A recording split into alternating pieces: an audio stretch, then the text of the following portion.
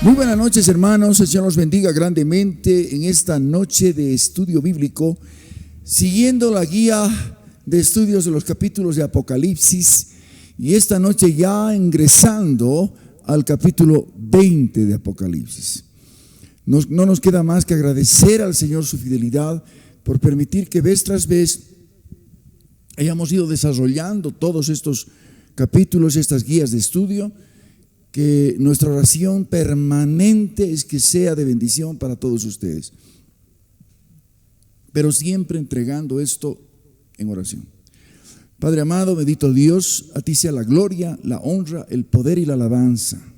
Tu fidelidad ha permitido que vez tras vez, Señor, vayamos desarrollando todas estas guías de estudio, y esta noche ya llegando al capítulo 20, Señor. Gracias, Padre, gracias, Señor. Gracias, Dios Todopoderoso. Abre los corazones, abre los oídos espirituales de tu iglesia, de tu pueblo, a quienes en tu voluntad y en tu amor vas a permitir que llegue este material, Señor. Gracias a ti sea toda la gloria, a ti sea toda la honra, todo el poder, toda la alabanza, Señor, porque ciertamente si no fuera tu fidelidad y tu amor, no podríamos hacer absolutamente nada. Gracias a ti, Señor. Gracias, Rey amado, precioso. A ti la gloria y la honra, Señor. En el nombre de tu amado Jesucristo, de quien somos, a quien servimos, por quien también vivimos. Amén. Amados, ya entrando al capítulo 20 de Apocalipsis. Prácticamente nos quedan muy pocos capítulos para concluir este preciosísimo libro que, como hemos estado viendo, realmente revela las cosas que son y las que serán después de estas, anunciando ciertamente la segunda venida de nuestro amado Rey Jesucristo. Amén. Gloria a Dios. Bien, Apocalipsis capítulo 20. Se trata de un capítulo precioso, el reino mesiánico de 1000 años. El reino mesiánico de 1000 años. Apocalipsis capítulo 20. Gloria a Dios. Como siempre vamos a ir viendo a partir del versículo 1. Vi a un ángel que descendía del cielo con la llave del abismo y una gran cadena en la mano. Prendió al dragón, la serpiente antigua, que es el diablo y Satanás. Lo ató por 1000 años, lo arrojó al abismo y lo encerró. Puso sus sellos sobre él para que no engañase más a las naciones hasta que fuesen cumplidos 1000 años. Y después de esto debe ser desatado por un poco de tiempo. Hemos leído los primeros 3 versículos del capítulo 20 de Apocalipsis. Amén. Gloria a Dios. Cuando dice con la llave del abismo, el ángel con la llave del abismo denota que se trata de una prisión. En la guía de estudio capítulo 9.1, si tú lo puedes revisar en esta noche o más tarde, vimos que el abismo es prisión de multitud de demonios. Es prisión de demonios. ¿Amén? Eso lo vimos ya cuando estudiamos el capítulo 9 de Apocalipsis. Amén. ¿Qué es el diablo y Satanás? Y lo ató por 1000 años, dice el versículo 2. Antes de iniciarse el reino mesiánico de 1000 años de nuestro Señor Jesucristo sobre la tierra, el enemigo de las almas, Satanás, será encadenado por un ángel en el abismo, que es, como hemos visto, prisión de multitud de demonios. Amén. En este punto es importante aconsejar siempre que ustedes puedan tener la Biblia a la mano y un cuaderno de notas para ir anotando de a poco los versículos que vamos desarrollando. Amén. Gloria a Dios. Para que no engañase más a las naciones hasta que fuesen cumplidos 1000 años. Eso dice el versículo 3 del capítulo 20 que estamos estudiando de Apocalipsis. El propósito por el cual será encerrado Satanás en el abismo es para evitar que durante el milenio o los 1000 años pueda ejercer su nefasta función de contaminar con el engaño del pecado a las naciones como hasta hoy. Por tanto, una vez encadenado Satanás, el reino de 1000 años del Mesías Jesucristo en la tierra estará libre de su obra maléfica. Luego de ese periodo, Satanás será suelto de su prisión por un poco de tiempo. Amén. Vamos ya al versículo 4 de Apocalipsis capítulo 20. Vi tronos, se sentaron sobre ellos los que recibieron facultad de juzgar. Vi las almas de los decapitados por causa del testimonio de Jesús y por la palabra de Dios. Los que no habían adorado a la bestia ni a su imagen y que no recibieron la marca en sus frentes ni en sus manos, y vivieron y reinaron con Cristo 1000 años. Estamos en el versículo 4 de Apocalipsis capítulo 20. ¿Ven? Gloria al nombre del Señor. Los que recibieron facultad de juzgar, dice el versículo 4 de Apocalipsis capítulo 20. ¿A qué se estará refiriendo esto?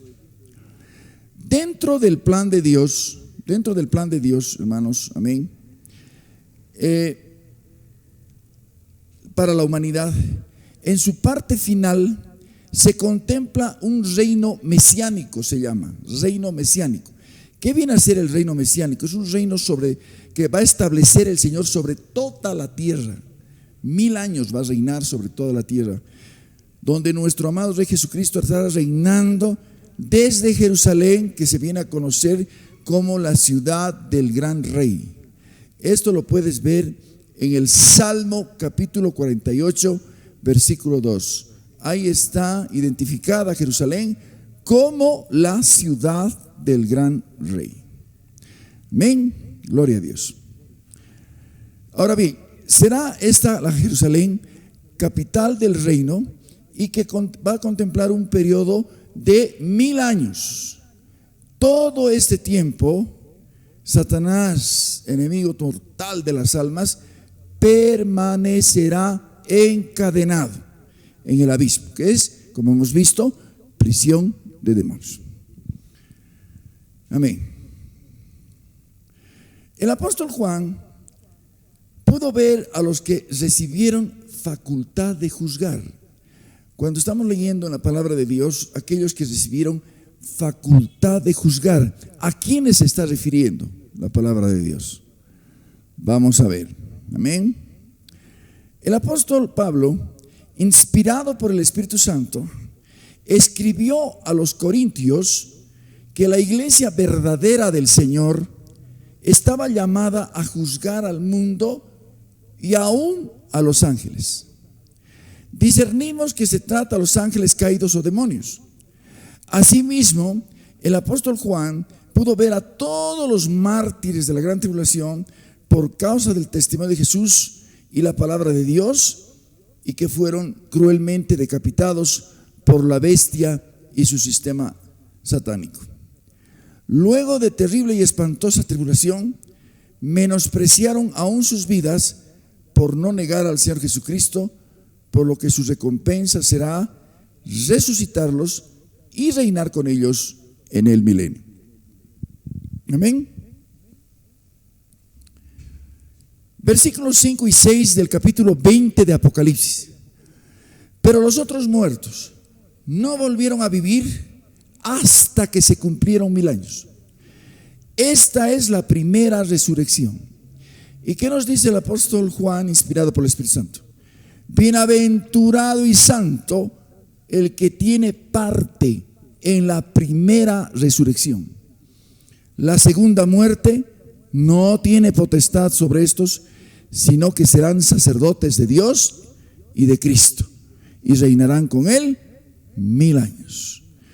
Esta parte de acá, cuando dice bienaventurado y santo el que tiene parte en la primera resurrección, anótalo, es decir, subráyalo en tu Biblia y anótalo bien, porque es muy importante considerar a qué se refiere esta primera resurrección.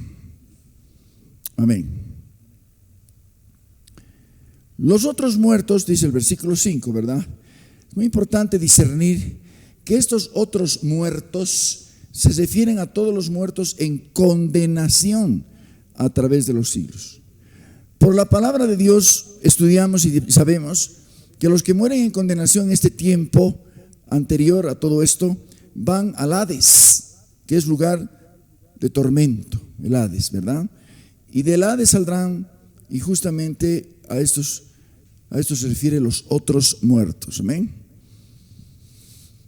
Gloria a Dios. Bienaventurado y santo el que tiene parte en la primera resurrección. Subraya esto, la primera resurrección. Versículo 6 de Apocalipsis capítulo 20. Los que tienen parte en la primera resurrección son considerados bienaventurados, que reinarán con Cristo 1000 años. Primera resurrección. La palabra del Señor habla de bienaventurados aquellos que participan de esta primera resurrección. Gloria a Dios. Versículo 7, ¿qué dice? Cuando los 1000 años se cumplan, Satanás será suelto de su prisión y saldrá a engañar a las naciones que están en los 4 ángulos de la tierra, a Gog y a Magog, a fin de reunirlos para la batalla, el número de los cuales es como la arena del mar. Versículo 9, que dice: subieron sobre la anchura de la tierra y rodearon el campamento de los santos y la ciudad amada. Y de Dios descendió fuego del cielo y los consumió. Los consumió. Amén. Satanás será suelto de su prisión después de estar encadenado 1000 años. ¿Dónde? En el abismo.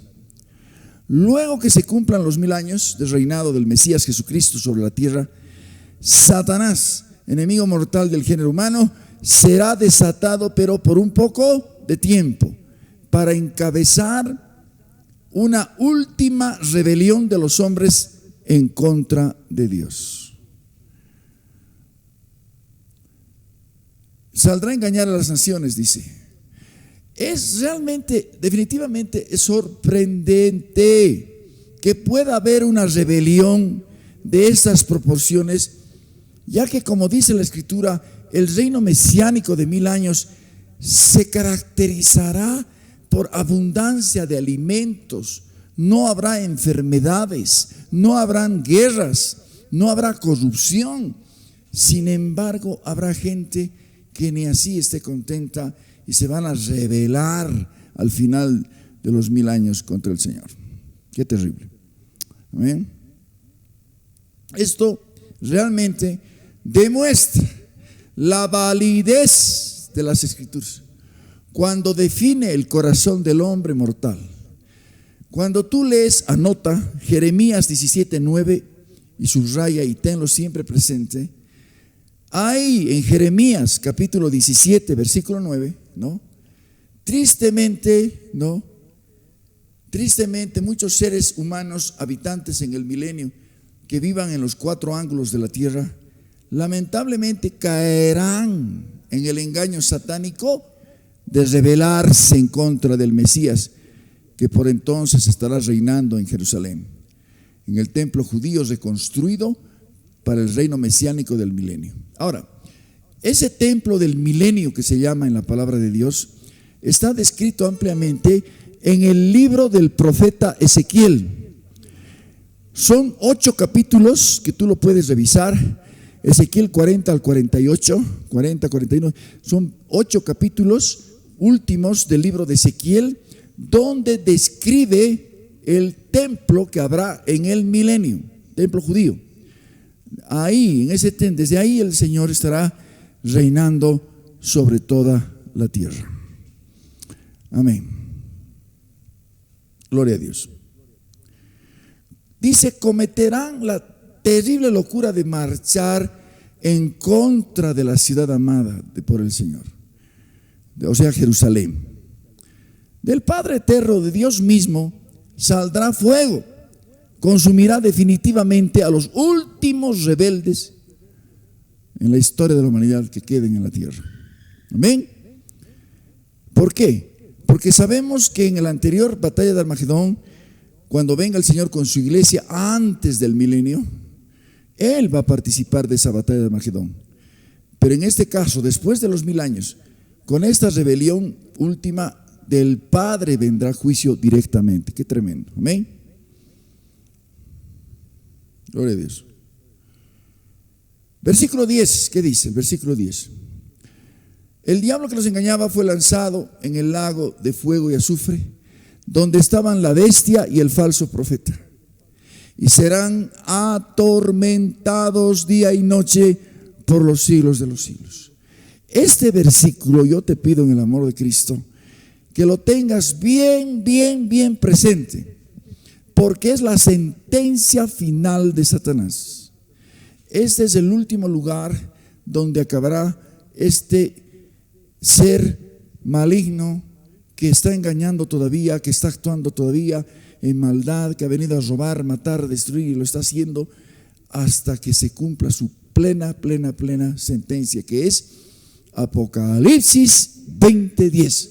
Subraya, anota, tómalo bien en cuenta, porque este es el versículo que quizás más odia al enemigo de las almas, porque describe el último lugar donde acabará este ser maligno. Amén. El lago que arde con fuego y azufre, el infierno. La sentencia contra Satanás, entonces, como dice la palabra, se cumplirá irremisiblemente. O sea, sí o sí se cumplirá esta sentencia final. Serán atormentados día y noche por los siglos de los siglos. Este es el fin del engañador por excelencia, Satanás, que significa adversario. Satanás es expresión que significa adversario. Por ello le tiene terror a este pasaje, que viene a ser su sentencia definitiva. Todo cristiano nacido de nuevo y lavado en la preciosa sangre de Cristo Jesús debe conocer este pasaje para resistir al enemigo de las almas. Amén.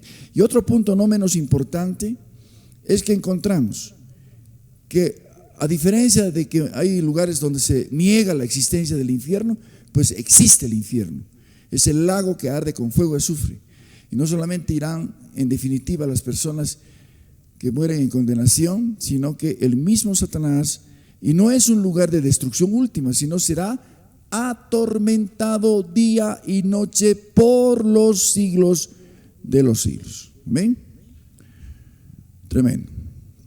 Bienaventurados aquellos que obedecen la voz del Señor, se arrepienten de corazón, reciben a Jesucristo en sus corazones por la fe que es en Él, perdón de pecados y herencia entre los santificados para ser librados de este terrible lugar. Amén. Bienaventurados son aquellos que confiesan a Jesucristo como Señor y Salvador.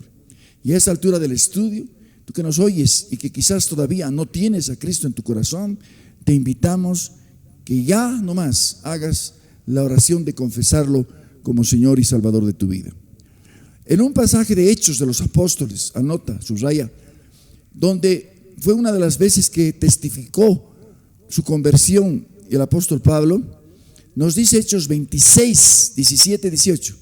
El llamado que le hizo el Señor a Pablo fue para que, le dice, librándote de tu pueblo y de los gentiles a quienes ahora te envío, para que abra sus ojos, para que se conviertan de las tinieblas a la luz y de la potestad de Satanás a Dios, para que reciban por la fe que es en mí perdón de pecados y herencia entre los santificados. Uno de los pasajes más bellos que existe en el libro de Hechos de los Apóstoles. Gloria al nombre del Señor. Satanás, diablo, serpiente antigua, dragón, el mismo nombre para el mismo personaje nefasto. Amén. La Biblia lo menciona. Varios nombres para el mismo nefasto personaje, enemigo mortal de las almas. La palabra de Dios revela que originalmente Satanás era conocido con el nombre de Lucero. Inicialmente fue creado por Dios con gran belleza. Con gran belleza. Amén. Ezequiel 28, 12, 19. Anota, subraya. Este es uno de los versículos, pasajes bíblicos que nos habla acerca de este origen de este ser maligno. Amén, Satanás. Hijo de hombre, levanta endechas sobre el rey de Tiro y dile: así ha dicho Jehová el Señor, tú eras el sello de la perfección, lleno de sabiduría, acabado de hermosura. En Edén, en el paraíso, en el huerto de Dios estuviste. De toda piedra preciosa era tu vestidura, de cornerina, topacio, jaspe, crisólito, berilo, ónice, zafiro, carbunclo, esmeralda y oro. Los primores de tus tamboriles y flautas estuvieron preparados para ti en el día de tu creación. Satanás es un ser creado. Él quiere ser Dios, pero es imposible porque es un ser creado. Lo creó al principio hermoso, como estamos viendo, pero se rebeló, desobedeció y se puso en contra de Dios. Quiso ser como Dios y fue echado. Amén. Ese es el origen justamente de Satanás. Tu querubín grande, protector, ¿cómo era él? Era un querubín importante. Yo te puse en el santo monte de Dios. Antes de su caída le dice: allí estuviste, en medio de las piedras de fuego te paseabas. ¿Qué dice el versículo 15? Perfecto eras en todos tus caminos, desde que el día que fuiste creado hasta que se halló en ti maldad. Ahí nació la maldad, justamente cuando se reveló. A causa de la multitud de tus contrataciones fuiste lleno de iniquidad, pecaste. Por lo que yo te eché del monte de Dios, te arrojé de entre las piedras del fuego, querubín protector. ¿Y qué pasó? Se enalteció tu corazón a causa de tu hermosura, corrompiste tu sabiduría a causa de tu esplendor. Yo te arrojaré por tierra, delante de los reyes te pondré para que miren en ti. Con la multitud de tus maldades, con la iniquidad de tus contrataciones, profanaste tu santuario. Pues saqué fuego de en medio de ti, el cual te consumió y te puse en ceniza sobre la tierra a los ojos de todos los que te miran. Todos los que te conocieron de entre los pueblos se maravillarán sobre ti. Espanto serás, y subraya esta última parte, para siempre dejarás de ser. Satanás en su momento, antes de su caída, quiso ser como Dios. Dios, la Biblia dice que es el eterno Dios, el que siempre es Dios. Quiso ser como Dios, pero en su caída, en su rebelión, fue echado, arrojado. Y lo último que dice, lo contrario, totalmente lo contrario: para siempre dejarás de ser. Amén. Y fue inicialmente de una belleza maravillosa, su aspecto era hermosísimo, bello, con piedras preciosas. Cuando se rebeló y cayó, ahora su aspecto es terrible, espantoso, totalmente lo contrario de lo que fue en algún momento. Por eso la Biblia dice que incluso tiene que disfrazarse como ángel de luz. Amén, porque ya nunca más será lo que fue en un tiempo. Gloria a Dios. Vino su rebelión contra el Dios Todopoderoso cuando se halló que quería ser como Dios, y en su caída la engañó a la tercera parte del ejército del cielo, los ángeles. En su caída, en su rebelión, se volvieron demonios. Ahí aparecen los demonios. Tercera parte de los ángeles. ¿Cuántos ángeles hay? Millones de ángeles. Tercera parte los engañó y los siguieron en su rebelión. Y ahora son los demonios. Isaías 14, 12 al 20, ¿qué dice? Otro pasaje muy importante, anota, subraya, revísalo bien, con calma. Cuando concluye este estudio, ¿cómo caíste del cielo? ¿Cuál era su nombre? Lucero, hijo de la mañana. Cortado fuiste por tierra, tú que debilitabas a las naciones. Tú que decías en tu corazón, ¿cuál era su intención? Subiré al cielo, en lo alto, junto a las estrellas de Dios, a los ángeles de Dios, levantaré mi trono. Y en el monte del testimonio me sentaré a los lados del norte. Sobre las alturas de las nubes subiré. ¿Y qué dice? Subraya esto: seré semejante al Altísimo. Mas tú derribado eres hasta el Seol, a los lados del abismo. ¿Por qué? Porque nadie, no puede haber, hay el único Dios verdadero, de quién somos, a quién servimos y por quién vivimos. Pero este personaje quiso ser semejante al Altísimo y por eso fue su terrible caída, pero en su caída engañando a la tercera parte del ejército angelical. Qué terrible. Se inclinarán hacia ti los que te vean, te contemplarán diciendo: ¿es este aquel varón que hacía temblar la tierra, que trastornaba los reinos, que puso el mundo como un desierto, que asoló sus ciudades, que a sus presos, subraya esto, nunca abrió la cárcel? Muy importante este aspecto. Todos los reyes de las naciones, todos ellos yacen con honra, cada uno en su morada. Pero tú, que dice, echado eres de tu sepulcro como vástago abominable, como vestido de muertos pasados a espada, que descendieron al fondo de la sepultura como cuerpo muerto hollado. No serás contado con ellos en la sepultura. Subraya: porque tú destruiste tu tierra, mataste a tu pueblo.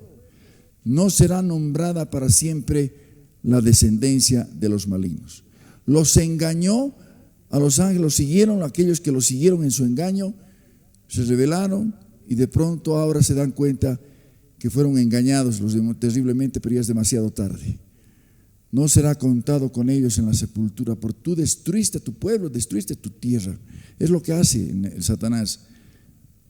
Vino a matar, robar, destruir, y dice: no será nombrada para siempre la descendencia de los malignos. Para siempre dejarás de ser. Amén. En el huerto de Edén tentó e hizo caer en desobediencia a la primera pareja de seres humanos, esclavizando al hombre al pecado. Por ello es conocido como padre de mentira, ladrón y homicida.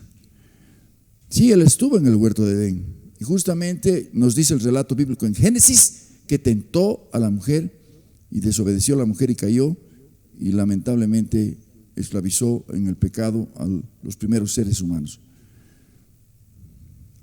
Juan 8:44 es clave este versículo. Anótalo, subrayalo. Vosotros sois de vuestro padre el diablo, les decía el Señor a los religiosos. Los deseos de vuestro padre queréis hacer.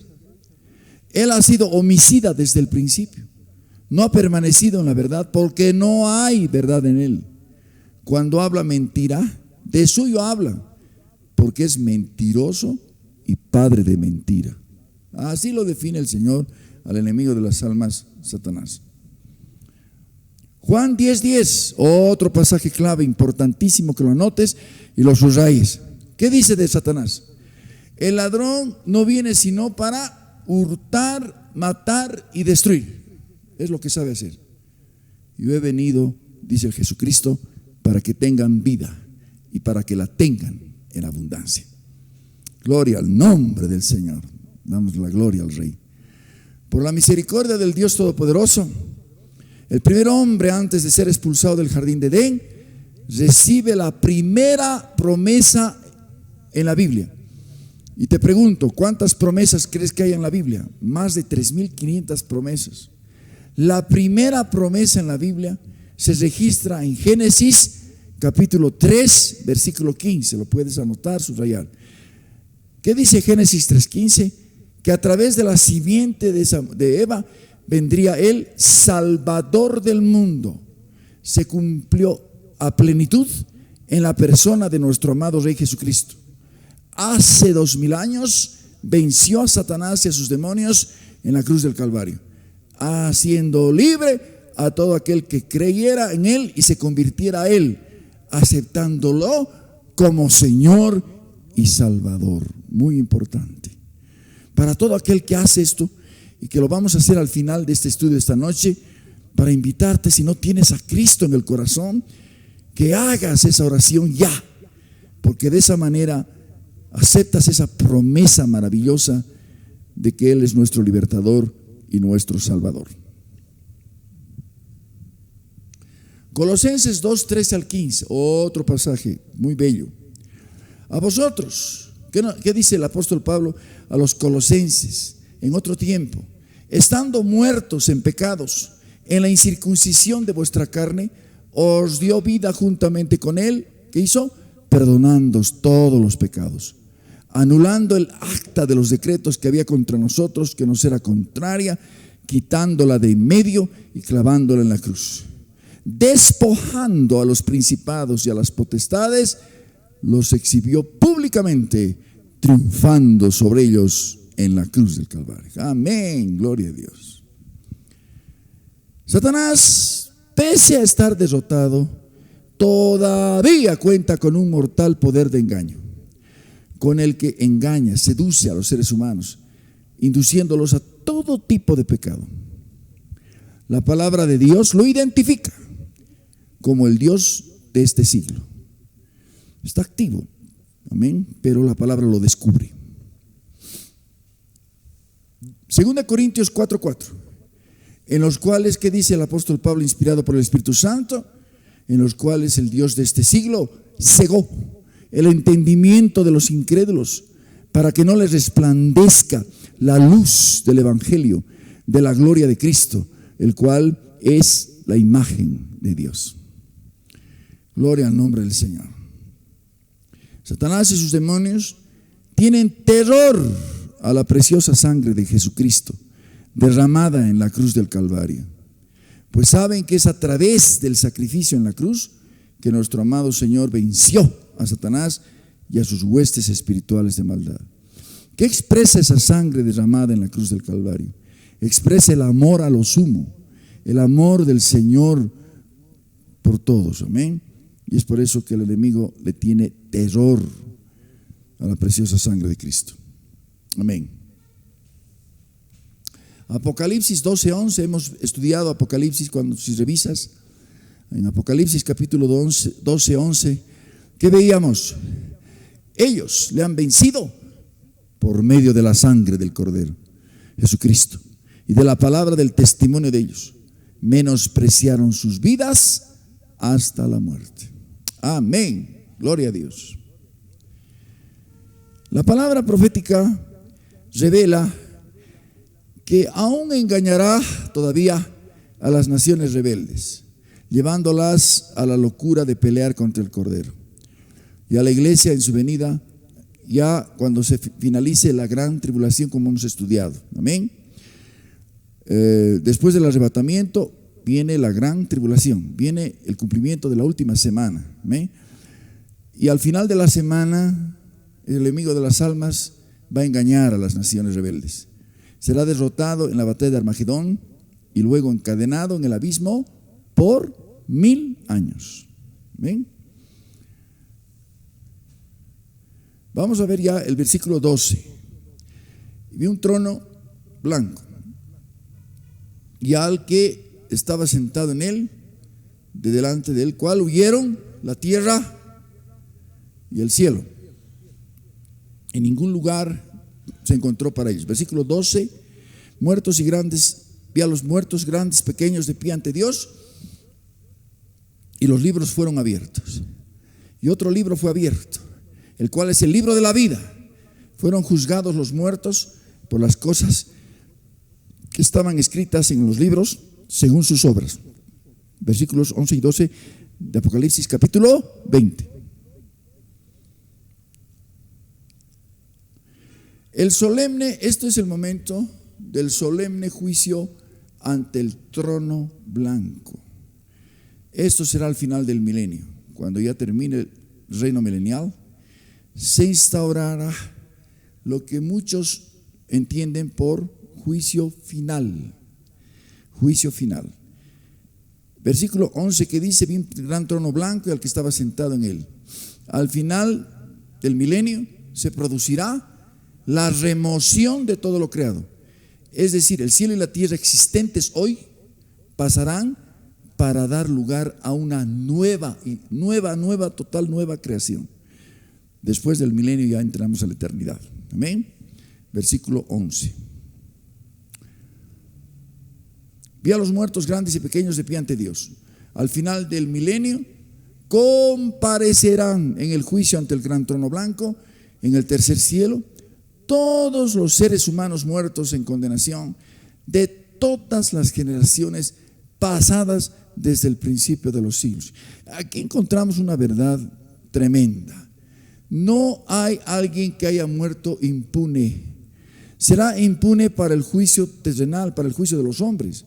Hay gente que por su poder, su influencia, de alguna manera no han sido juzgados y como que han muerto sin ser juzgados. Pero eso será en lo terrenal. Hermano, el juicio divino va a llegar absolutamente a todos. Y al final del milenio se va a comparecer ante este juicio, ante el gran trono blanco. Amén. En el transcurso de los 1000 años, los seres humanos que mantengan su naturaleza de seres mortales se darán en casamiento. Como resultado habrá múltiples nacimientos, y estos nacidos durante el milenio deberán voluntariamente aceptar al Mesías Jesucristo como Señor y Salvador para ser salvos, y sus nombres sean inscritos en el libro de la vida del Cordero. Los que se resistan hasta el final de sus vidas, cuando comparezcan en el juicio ante el trono blanco, recibirán la terrible sentencia: el que no se haya inscrito en el libro de la vida fue lanzado al lago de fuego. ¿Qué es el libro de la vida? Es el libro donde están registrados los nombres de todos aquellos que confiesan a Jesucristo como su Señor y su único Salvador. Versículo 13 al 15. Y el mar entregó a los muertos que había en él, y la muerte y el Hades entregaron los muertos que había en ellos, y fueron juzgados cada uno según sus obras. La muerte y el Hades fueron lanzados al lago de fuego. Esta es la muerte segunda. Versículo 15 subraya: el que no se halló inscrito en el libro de la vida fue lanzado, dice, en el lago de fuego. Qué terrible. Amén. Qué tremendo. El lago de fuego, espantoso, definitivo, lugar donde acabarán los impíos por la eternidad. Hay situaciones en las que evidentemente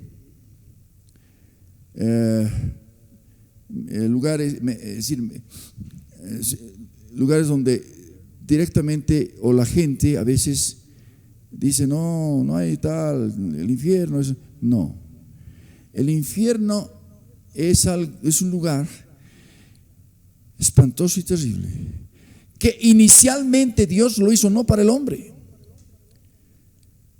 Inicialmente Dios lo hizo para Satanás y sus demonios. El hombre que obedece la maldad va a ese lugar. ¿Qué dice el verso 13? La muerte y el Hades entregaron los muertos que había en ellos. En el cumplimiento del juicio ante el trono blanco, todos los muertos en condenación a través de los siglos resucitarán. Aquellos cuya muerte les llegó en el mar, sus cuerpos serán devueltos. Aquellos que fueron enterrados en los cementerios, lo mismo. Y en relación a sus almas, serán devueltas. ¿Dónde están ahora? En el Hades, que es lugar de tormento, que es una fuerza demoníaca que atrapa a todos los que mueren en condenación en este tiempo. Pero de ahí saldrán, resucitarán para comparecer ante el juicio, ante el trono blanco. Terrible. La muerte y el Hades fueron lanzados al lago de fuego. Tanto, escucha, hermano, hermana, tanto la muerte como el Hades son entidades demoníacas, fuerzas espirituales de maldad. Serán asimismo arrojadas al lago que arde con fuego y azufre. ¿Qué significa esto? Que muchas veces se piensa que la muerte es una idea, que la Hades es otra y que son ideas. No. Más allá de ser una idea, la muerte es una entidad demoníaca que lo revela la Biblia y que también va a ser sujeta de juicio en el lago que arde con fuego y azufre. ¿Ven? El que no se halló inscrito en el libro de la vida fue lanzado en el lago de fuego. Espantoso y terrible lugar para todos aquellos que no acepten en sus corazones a nuestro Señor Jesucristo como Señor y Salvador. El Señor en su ministerio de salvación en la tierra advirtió de la existencia del lago que arde con fuego y azufre, aunque aclaraba que este lugar originalmente fue creado para Satanás y sus demonios. Tú puedes ver esto en un pasaje de las Escrituras que se encuentra en Mateo 25, versículo 41. El hombre en su rebeldía contra Dios será arrojado a este lugar por su propio pecado. Qué terrible. ¿Ven? El lago de fuego y el Seol o Hades. Esto es importante recordar, hermanos, la enseñanza bíblica. ¿Qué es el lago de fuego? ¿Qué es el Seol o Hades? Amén. Recordando lo que en algún momento determinado habíamos estudiado también. Amén. Gloria a Dios. El lago de fuego originalmente se deriva de la palabra Gehenna. Las Escrituras identifican a este lugar con el nombre del torrente del Cedrón. Ahí se encontraba el lugar donde en Jerusalén echaban las basuras, ¿no? Y siempre había fuego ahí. Utilizó ese ejemplo el Señor para relacionarlo con el lago que arde con fuego y azufre. Amén. Considerando ese lugar, el torrente del Cedrón en Jerusalén, era considerado un lugar maldito, ya que en ese lugar varios reyes y súbditos israelitas en el pasado habían sacrificado a sus hijos, ofreciéndolos al ídolo abominable Moloc, arrojándolos al fuego. Segunda de Reyes 23:10, que dice, anota, subraya: asimismo profanó a Tofet, que está en el valle del hijo de Hinnom, para que ninguno pasase su hijo o su hija por fuego a Moloc. Era ese lugar, el torrente de Cedrón en Jerusalén. Nuestro Señor Jesucristo relacionó el término Gehenna o torrente de Cedrón con el infierno de fuego, de manera que las Escrituras usan expresiones como horno de fuego, tinieblas y azufre. Ya en ese tiempo del Señor Jesús, el lugar lo habían destinado a la quema de la basura. Por eso siempre había fuego ahí, razón por la cual había fuego en ese lugar. La palabra de Dios enseña que el lago de fuego será el último lugar eterno donde los pecadores de todos los siglos serán arrojados en cuerpo y alma luego de comparecer ante el juicio, ante el trono blanco, que viene a ser la segunda muerte. Por eso es importante que veamos todos a Mateo 10:28. Son pasajes de la Escritura que nos habla, hermanos, palabra de Dios, que nos habla y nos aclara y nos enseña. Mateo 10:28, anota, subraya: no temáis a los que solo matan el cuerpo, mas el alma no pueden matar. Temed más bien aquel que puede destruir el alma y el cuerpo en el infierno, Gehenna de fuego. Esto lo enseñó el Señor. No es algo inventado por alguien, por una denominación. No. Esto lo dice la palabra de Dios y lo dice el Señor Jesucristo. Y lo enseñó el Señor Jesucristo. Amén. Seol y Hades, términos que los vas a leer en la Biblia. ¿Qué será el Seol y el Hades? ¿Qué será estos nombres de una misma entidad o fuerza demoníaca? El primer nombre es utilizado en el Antiguo Testamento y el segundo en el Nuevo Testamento. ¿Por qué? Porque el término Seol es en hebreo y Hades es en griego. Al mismo tiempo indican un mismo lugar donde van las almas de los que mueren en condenación. En este lugar las almas son atormentadas. Será así hasta que se cumplan los 1000 años o reino mesiánico, cuando serán sacadas de ese sitio y luego de resucitar en sus cuerpos deberán comparecer, como hemos estudiado, ante el juicio, ante el trono blanco. Luego de conocer el veredicto del Señor, serán arrojados en el lago que arde con fuego y azufre y atormentados por la eternidad. Cuando leemos estos pasajes, amados, valoramos la muerte del Señor Jesús en la cruz del Calvario. Entendemos por qué fue tan terrible la muerte del Señor en la cruz del Calvario. El sufrimiento que tuvo que pasar, terrible. ¿Para qué? Para librarnos de este lugar y poder salvarnos y vivir con Él por la eternidad. Respecto al lago de fuego, la palabra de Dios abunda en citas sobre este espantoso lugar como una, subraya, solemne advertencia a convertirse al Señor y vivir agradándole en santidad, así como valorar grandemente la obra de nuestro amado Señor Jesucristo en la cruz del Calvario para salvarnos de llegar a este terrible lugar. Por ello, el lago de fuego está en estrecha relación con la expresión, nos da perspectiva de una verdadera y horrenda realidad. Es una advertencia que el Señor nos hace en su palabra, porque nos ama. Nos ama. Un Padre que ama es un Padre que advierte. Un Dios que ama es un Dios que advierte, que muestra qué es lo que realmente sucede en las dimensiones espirituales. Gloria a Dios. De esa forma, hermanos amados, hemos concluido este capítulo 20 de Apocalipsis, mencionando, como siempre, estos versículos que permanentemente les pido que mediten en ellos, subrayen en sus Biblias, lo tengan presente. Salmo 90, 17. Sea la luz de Jehová nuestro Dios sobre nosotros. La obra de nuestras manos confirma sobre nosotros. Sí, la obra de nuestras manos confirma. Este es el anhelo en el corazón de todos los que elaboramos y participamos en este material, hermanos amados, para que el Señor pueda confirmar, haciendo llegar esto a las vidas que así que dispongan sus corazones para estudiar el libro de Apocalipsis. Mateo 24, 45, 46. ¿Quién es pues el siervo fiel, prudente, al cual cuando puso su Señor sobre su casa para que les dé el alimento a tiempo?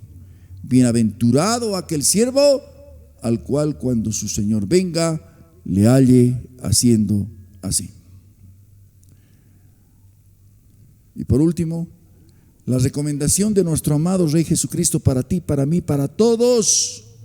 Lucas 21, 35, 36. Nos dice que todo esto que hemos ido estudiando acerca de los juicios del tiempo final, en el versículo 35 dice: como lazo vendrá sobre todos los que habitan sobre la faz de toda la tierra. Y por eso nos recomienda: velad, estad despiertos, velad pues en todo tiempo, orando, que seáis tenidos por dignos de que, subraya, escapar. Ese es el arrebatamiento. Viene el Señor, dignos de escapar de todas estas cosas que vendrán y de estar en pie delante del Hijo del Hombre. Amén.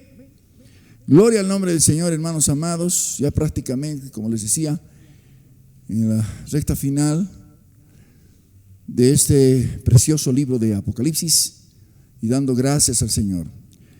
Y como decíamos hace un momento, si tú que nos oyes todavía no tienes a Cristo en el corazón, sencillo, una oración de corazón sencilla, y te podemos guiar en este momento. Ahí donde estás, acepta a Jesucristo, acéptalo como tu Señor y Salvador, y dile: Señor, he pecado contra el cielo, contra ti, he pecado, Señor, muchas veces, te he ofendido, Señor, ahora te necesito, ayúdame, abro mi corazón y te confieso como mi Señor y mi único Salvador. Ven a mi vida, Señor, ayúdame. Y gracias por tu obra en la cruz, porque de esta manera me libras, Señor, de este terrible lugar que describe tu palabra. Gracias, Señor. Amén. Así, a través de una oración sencilla, confesando a Jesucristo como Señor y Salvador, naces de nuevo a una vida nueva, novedad de vida, para vivir solo para Cristo, agradándole, buscándolo de corazón. Amén. El Señor los bendiga grandemente.